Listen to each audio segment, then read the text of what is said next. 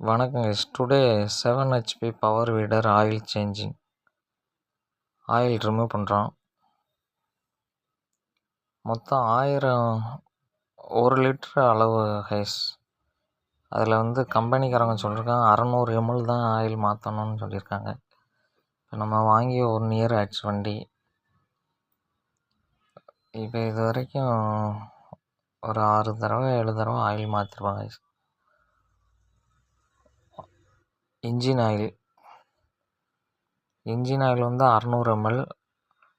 Gear ஆயில்னு சொல்லிட்டு 1 litre 600 ml ஊற்றணும். இப்போ இன்ஜின் ஆயில் மட்டும் மாற்றுறோம் கைஸ். இப்போ ஆயில் ஊற்ற போகிறோம். 1 லிட்ரு வாங்கியிருக்கோம், அதில் 600 ml மட்டும்.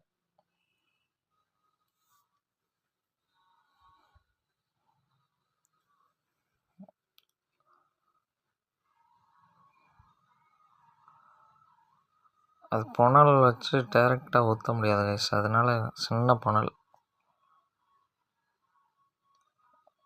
அடுத்து வந்து ஃபில்டரை கழட்டிட்டு ஏர் ஃபில்டரை வந்து க்ளீன் பண்ணணும். பெட்ரோல் ஊற்றி டஸ்ட்டை அடைச்சிருக்கோம்.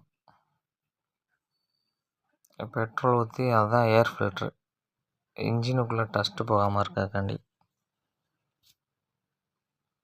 பெட்ரோலை ஊற்றி வாஷ் பண்ணணும் கைஸ்.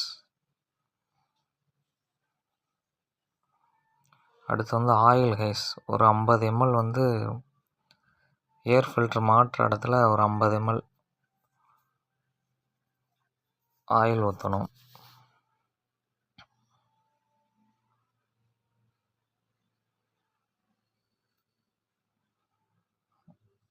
ஆயில் ஊற்றிட்டு நம்ம அதை க்ளோஸ் பண்ண வேண்டியதான்.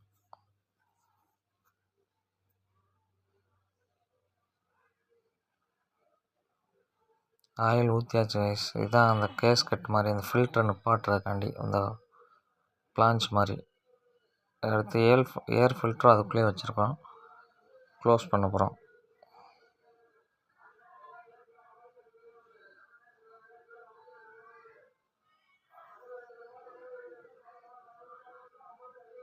நட்டை நல்லா டைட் வச்சுக்கணும் கைஸ். ஆயில் வந்து த்ரெட்டு லூஸ் ஆகிடுச்சுன்னா உங்களுக்கு வந்து டஸ்ட்டு உள்ளே போக ஆரம்பிச்சிடும். அதனால் நல்லா டைட் வச்சிடணும்.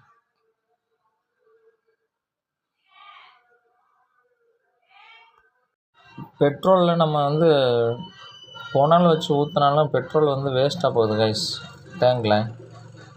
அதனால் வந்து நம்ம